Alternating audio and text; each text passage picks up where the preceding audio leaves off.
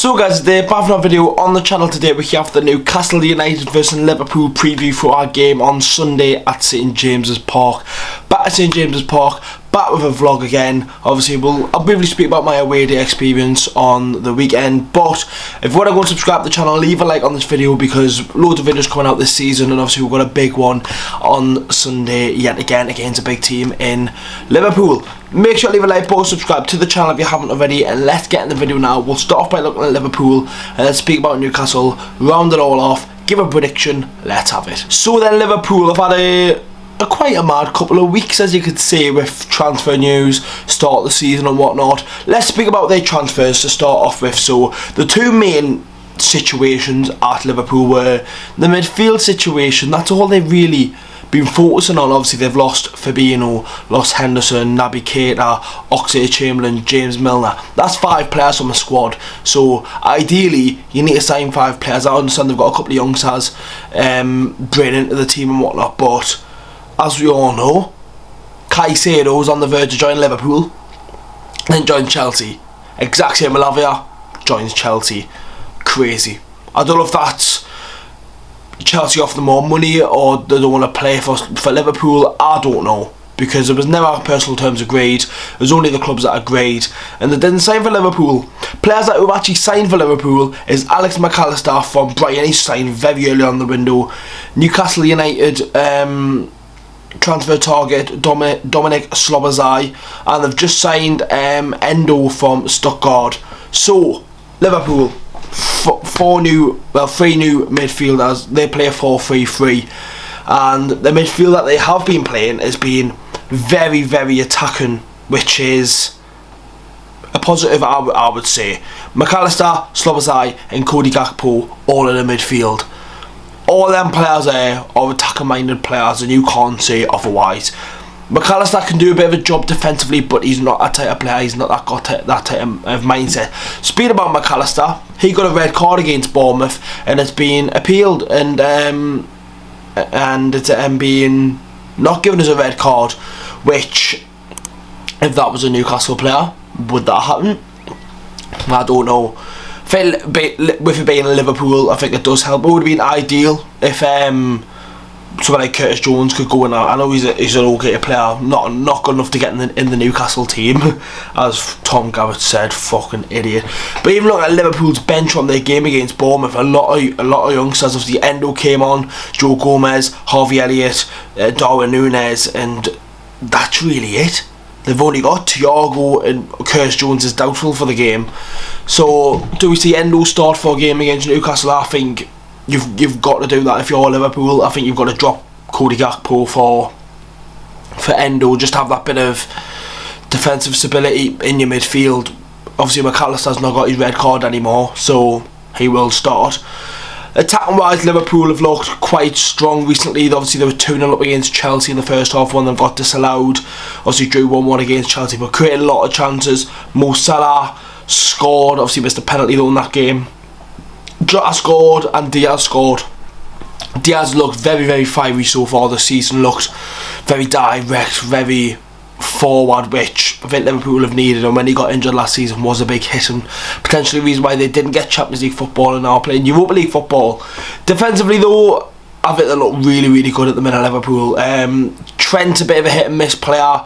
Robertson just stands the left back, gonna get a 7-8 out of 10 out of him every week. Konate looks like an absolute beast this season, especially in that game against Chelsea. Van Dijk and Becker, Alisson Becker in goal. You can't complain at that. Obviously coming to St James's Park, and Liverpool obviously won here last season, the week before Wembley, beat us at Anfield last August in that 2-1 98th minute goal, which was still holds me to this day, but we still got Champions League football over them, so who's the real winners? But obviously Jurgen Klopp as well, obviously he's their manager, and for some reason he has a dig at Newcastle not every week, but he has a dig at Newcastle. Firstly, about the Jason Tindall situation, saying that it's unfair, and well, not because of the rule saying that only one man can be in the touch area. As a manager now, one person can only be there, which is the manager. and he was complaining that Jason Tindall was there. Even for the Man City game, he was still getting up. I could see him sneaking up from his seat there. He was sneaking up, getting them telled and whatnot. But I don't see why it's a problem, because there's lots of managers and lots of teams that do that all over England. So just because Klopp decides he wants to be the main man and whatnot doesn't mean you've got to have a go at it. You know what I mean? He's always had a go about the money and that. When they club literally bidded 115 million for Caicedo and 50 odd million for Lavia, and you're sitting there complaining about Newcastle bidding 35 million for Bruno Gomes whilst we're in a relegation battle. Mind boggle, really is. Let's speak about Newcastle then. So then, Newcastle now, speaking about the two, and obviously I wanted to do this as a separate video, but I just couldn't because I didn't have enough time. Basically, Manchester, obviously that away game on the weekend, my first proper one. It was such a great experience. Obviously we got beat 1-0. I'll speak a little bit more about the game in a minute, but Manchester, anyone who's seen us there, really good lads. It was a great day out and whatnot, and we just couldn't get going in that game. The reason I want to do a set of video, but even on the Sunday I was in Manchester all day. I was there from Friday, Saturday, Sunday, went back home Monday, and I was back to work on the Tuesday. So obviously that happened. Manchester, let's speak a bit about the game. Unfortunate, yeah, obviously we are versing the best team in the world. I'm not sitting there sad, angry.